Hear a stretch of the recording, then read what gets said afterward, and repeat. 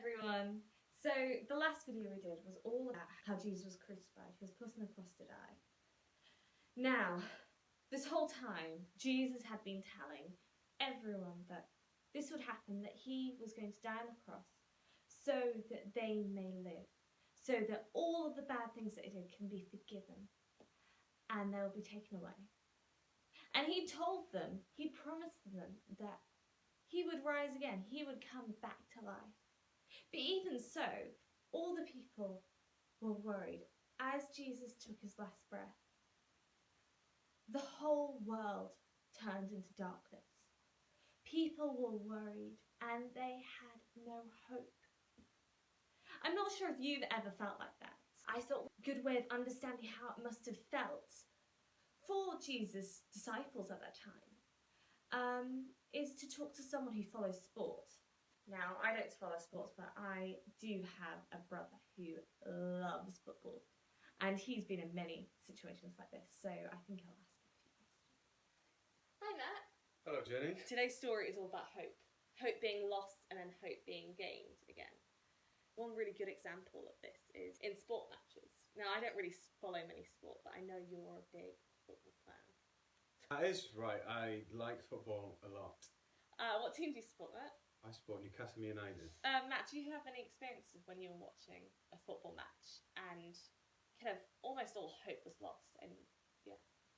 Well, this isn't a Newcastle match, and some of you may remember 2 summers ago, England played in the World Cup, and there was one particular match against Colombia, and England were winning, and everything was looking rosy, and then right near the end, Colombia equalised. Oh, how did you feel when that happened? My stomach sank.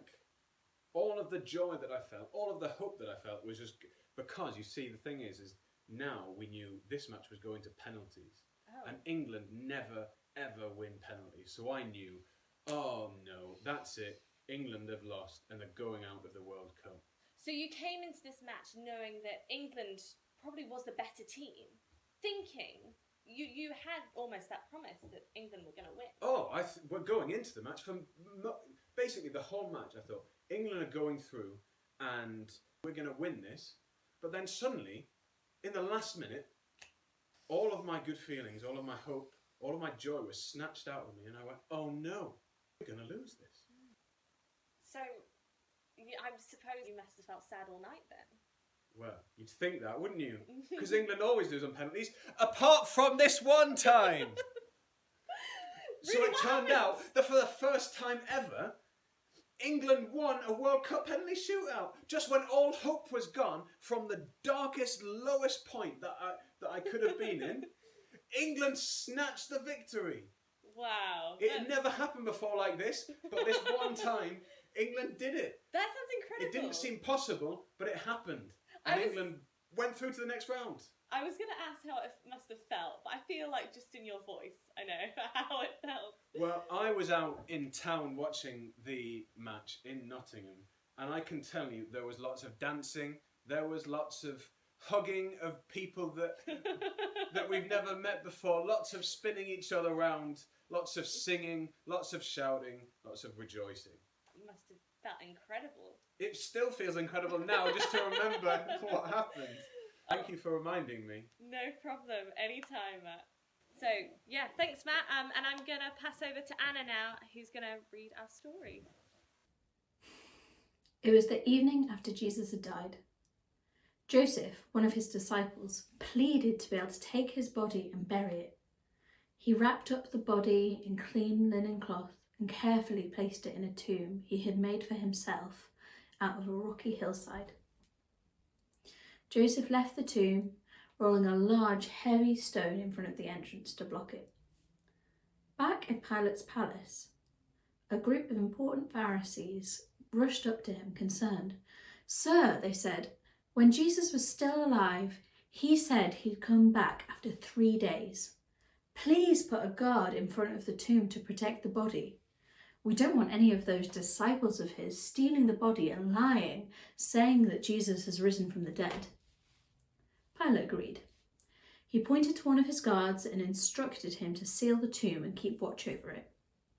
The guards kept watch day and night, but nothing happened. Then, at dawn on the third day, 2 of Jesus' followers, both called Mary, went to the tomb. As they approached, the ground started to shake and a bright light appeared before them. Both the women and the guards were paralysed in fear and amazement as they saw an angel come down from heaven and move the stone away from the tomb. Then the angel turned to the women, who were holding on to one another. "Do not be afraid," the angel said. "I know you were looking for Jesus, who was crucified. He is not here. He has risen, he is alive, just as he said." The angel led them into the tomb, and their jaws dropped, seeing with their own eyes that what the angel had said was true. Jesus was not in the tomb. "Go," the angel said. "Go and tell his disciples that he is alive. He is going to Galilee and they will see him." The women, filled with joy and excitement, hurried from the tomb to do exactly what the angel had told them. Suddenly, Jesus appeared to them. They were overjoyed. They got down on the ground, held his feet and worshipped him. Wow, thank you, Anna. That was such an amazing story. I absolutely love hearing about how the Marys reacted to Jesus, and I love imagining what I would do if I was in their situation. Now, this is the end of our video, and I'd encourage you to go and to worship, to celebrate the good news that Jesus, he died so that we can be forgiven. And also he's alive again.